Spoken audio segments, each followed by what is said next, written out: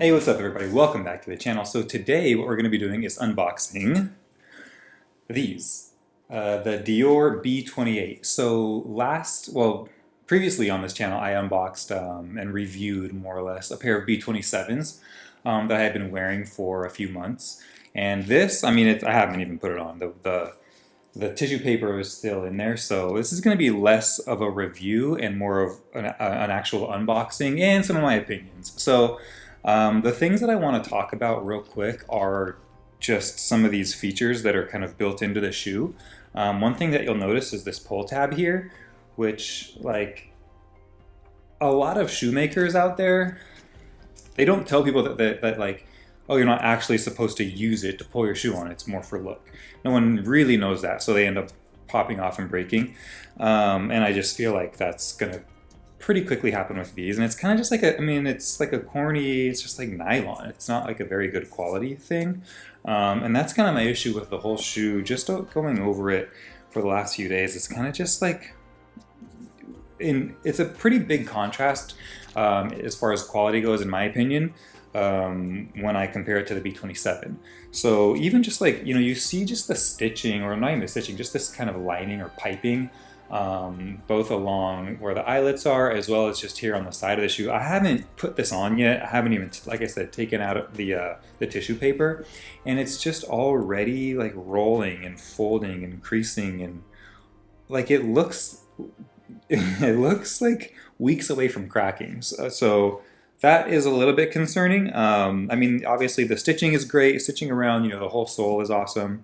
But as far as just those kind of like leather touches, they just don't look great. Obviously they're leather, but they just don't really look or feel like the highest quality leather that I've had on shoes in the past.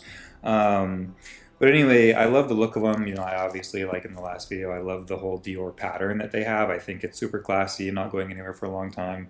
And then the other thing that I want to talk about is the sole. Obviously, that's kind of, to me, what stands out the most.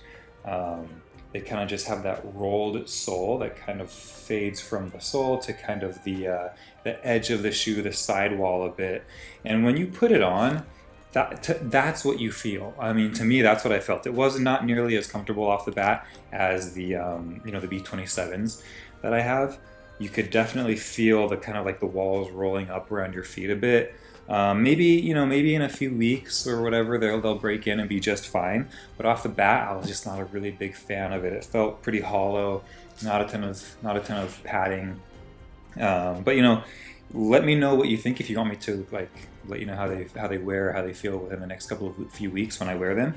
But that's kind of it. I do think that they look great. I'm gonna put some pictures up of things that I'll wear it with or whatever on the Dior website. They have it with some cropped pants, which I'm a huge fan of. So that's probably a vibe that I'll be going for.